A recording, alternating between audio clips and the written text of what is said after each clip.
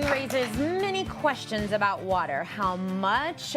What kind? How do I control it? You ask the questions. Shirley's got the answer. Yeah, we're doing part 2. Last week we discussed putting a drip irrigation into your container so that you don't kill your plants. That's right. That was great. That's yeah, such a good tip. But you know what's interesting is that no matter where you live around the country, no matter what you're growing, the most important and essential items are your water, got to get it right, and sunshine. And today we've got some watering questions. Yes, we do. The first one being Jeanette from Austin, Texas. She wants to know her fuchsia plant is not flowering. Oh, yes. How does she get that thing to flower? I think we have a photo here. Now, this is interesting because when I saw this photo, I thought, okay, I just want to give you some facts.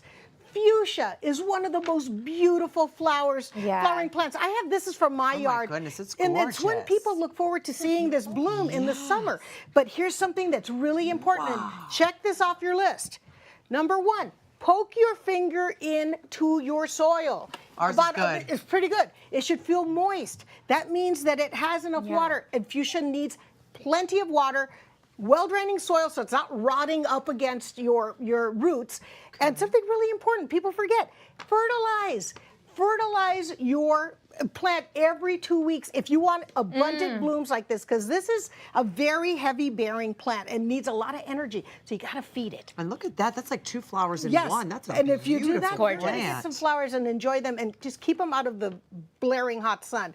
Put them in protective shade if you're in a really hot area. I hope that helps, Jeanette. Yes. All right, Mary from Northfield, Massachusetts wants to know what kind of water to use. Should we use tap water or distilled water on our container plant? Good question. Good one, Mary. And you know, a lot of people have the extremes, hard water or soft water. Right. And really, if you have a choice, I would go with distilled water, especially for your container plants. And Wasn't that expensive? Well, not if you make your own. And I'm going to give you a tip for that. The tip is this.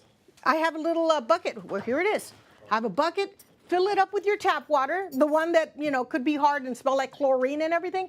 Put it outside for 2 days and let the gases and the minerals kind of evaporate from it. And then I put it in a big, nice little jug like this, and you can actually water your plants beautifully indoors. It's absolutely magical. So literally, you can make your own distilled water. All you have to take your water outside? Yes. Now, that's the fast treatment. Because distilling by nature means to heat and condense, and the evaporation becomes your distillate. But that's not what we're doing. We're doing it the way most of us can handle it, and that is filling the bucket with water and letting it evaporate, and that's good enough. It's good enough. Yeah, it's better than using it straight out of the... Yes, because those harsh, it's just too much chlorine, it'll kill your plants. All right. Well, the next question has to do with too much water, flooding, in fact. Yes. So one of our Hardys, hi Hardy, Catherine Payne writes that her garden is not draining properly. She sent us this photo of her flood. Catherine! What's the diagnosis? Oh my gosh. It's either been raining a lot or you're watering like gangbusters, which is okay. But I can see here, and some of you may relate, you have an area in your yard that doesn't drain well. Maybe you don't have a drain. Well, the first thing is to consider putting in a drain, a French drain or something like that. But if that's not something you want to DIY, what I would suggest, I have an idea here, what you can do with this low point. As you can see, I created a dry creek right next to it, and this encompasses that whole area that was low. Now, to make it correctly, what you're going to do is you're going to dig concave, kind of like a V, and the V is going to be in the middle, the point. This is going to be 2.5 feet deep, so that the water can settle in here. And then you just build up a berm on both sides, and you line it with your boulders. That way you keep the area filled and contained. And then plant water-loving plants. They're gonna love this area. Right. Oh, how and it great. looks really pretty. And if you want to see both, I have another option for you.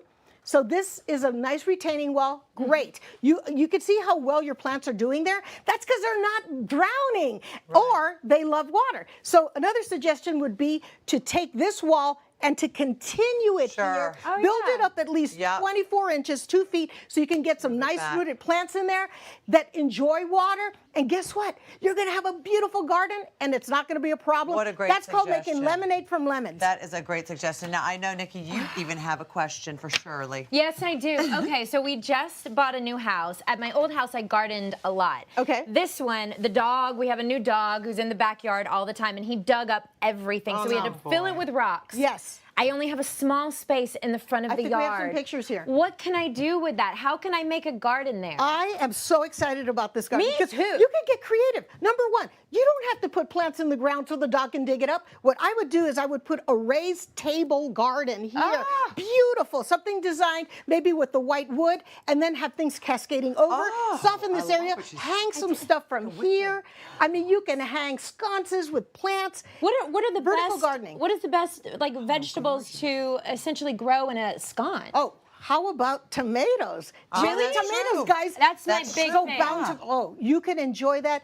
Any herb. You can grow even cucumbers. Make sure that they're bush cucumbers that are small and compact dwarf varieties. Thank you, Shirley. She has a plethora of information. It's fun. A cornucopia, if you will. Do you like that? Because you put Yeah. fruits and vegetables in a That's cornucopia. right. I did that I for like you. that. We love getting your questions, so please keep on sending them. And you get more information and connect with Shirley on her website. You all come on back. More with the family next.